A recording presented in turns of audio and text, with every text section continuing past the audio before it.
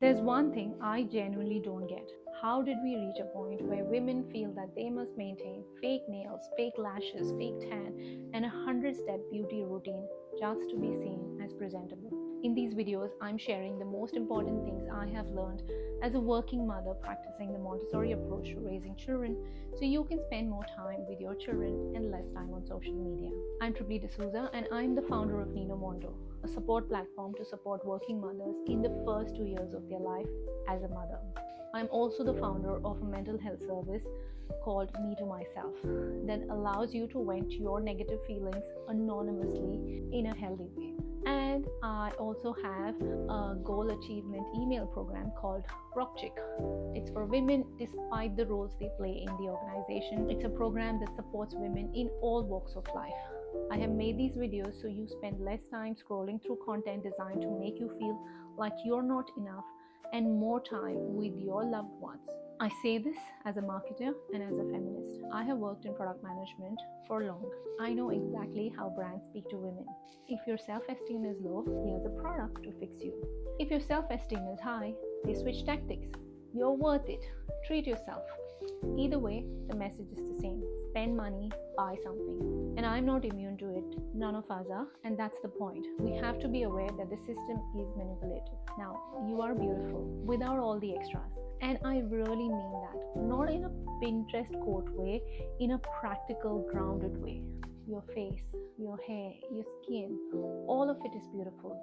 You don't need to apply chemicals like it's a daily ritual to earn permission to exist outside. Yes, I know, chemicals aren't evil. Our bodies are made of chemicals. But not everything needs to be a treatment. You don't need multi-step ritualistic application to be beautiful. I have heard it, the famous line where people was like, I know I don't need a ritual, but I like it. And I have heard so many women say that I like it, I feel amazing with lashes, or I look dead without them. Look, you're not dead and you do not look dead. You look like a human face without scaffolding attached to it. And if doing makeup or lashes genuinely brings you joy, great. It's your time and it's your money, but it's also important to know that you don't need any of it to be beautiful. Like, I had to do makeup for the sake of video, but I don't do that when the occasion doesn't call for it. So look, I can't and won't argue with what you like, but I can remind you that liking something doesn't mean you need it to be valuable. And I have no issues with hygienic grooming, like clean skin, lovely. Hair removal, I support it for women and men. And looking after your body, working out, absolutely. Even a chapstick, I think it's necessary because your lips tend to go dry. And a bit of makeup occasionally, it's fun. Like I said, I did it because I had to shoot a video.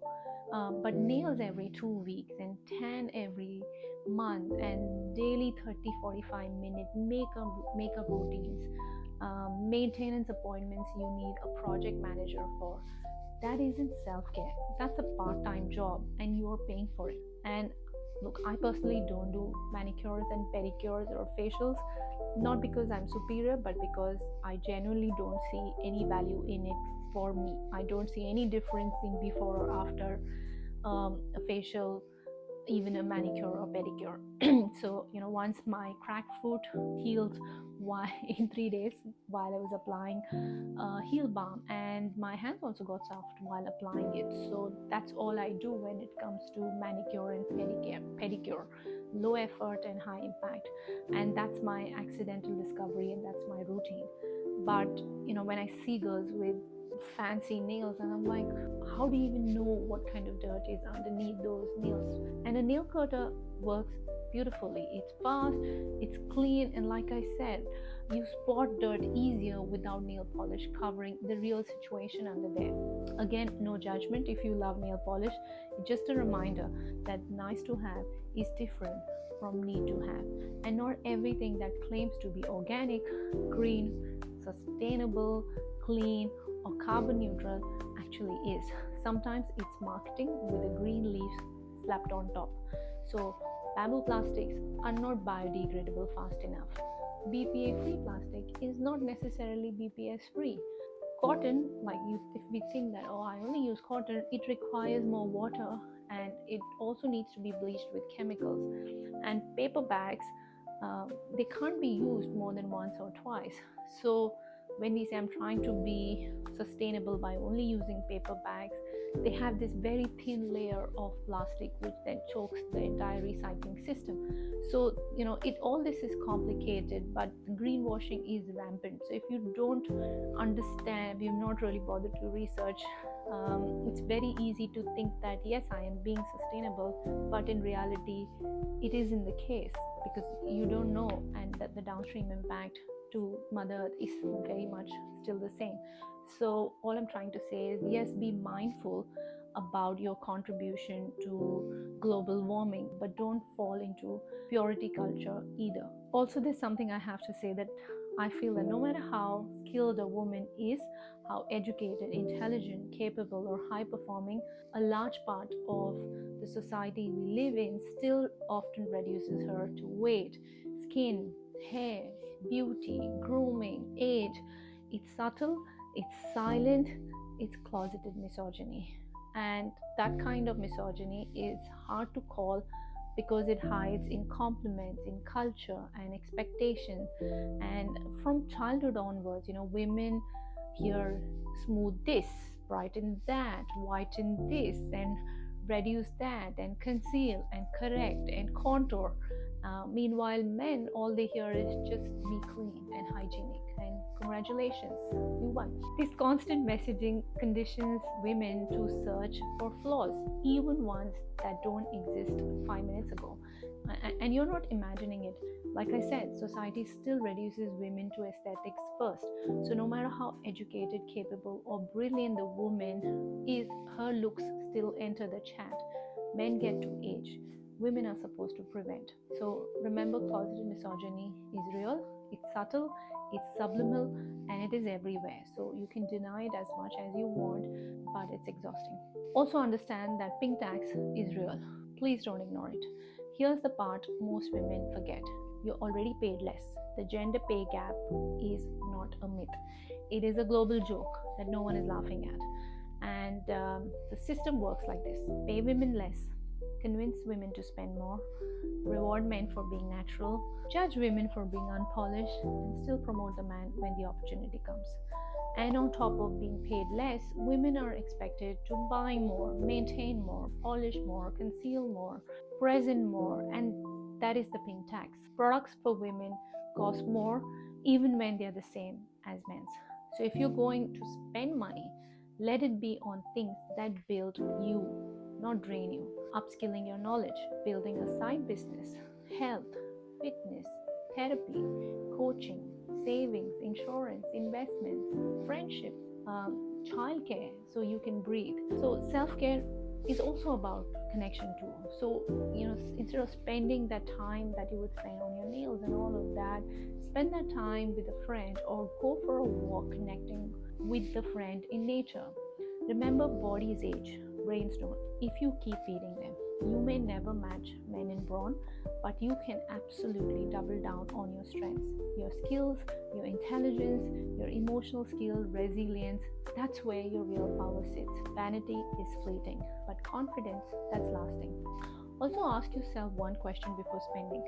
Do I already have something that does the same job?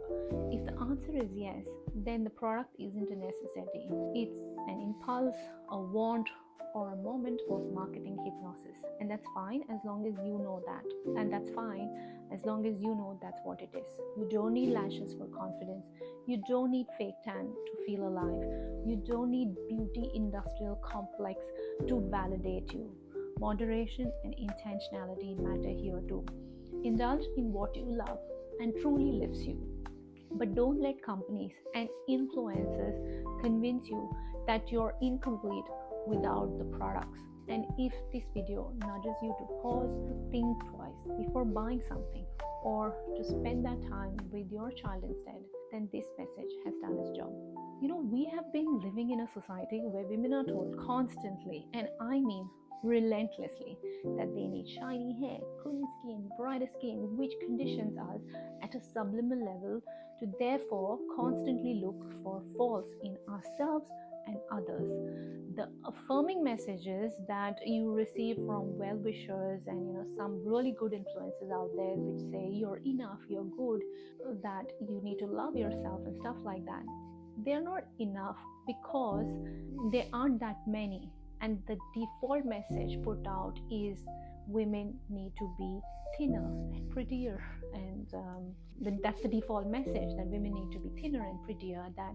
And that's why most women, whether they admit it or not, resonate with the instances. Even if you feel that it's hard to practice in a sustainable manner when there are other women around you who rock up with perfectly manicured nails and lashes and models that you see. So no matter what I say or to you, that don't do so much makeup and don't spend your time on cosmetics or on clothes, it won't be enough to lift you up.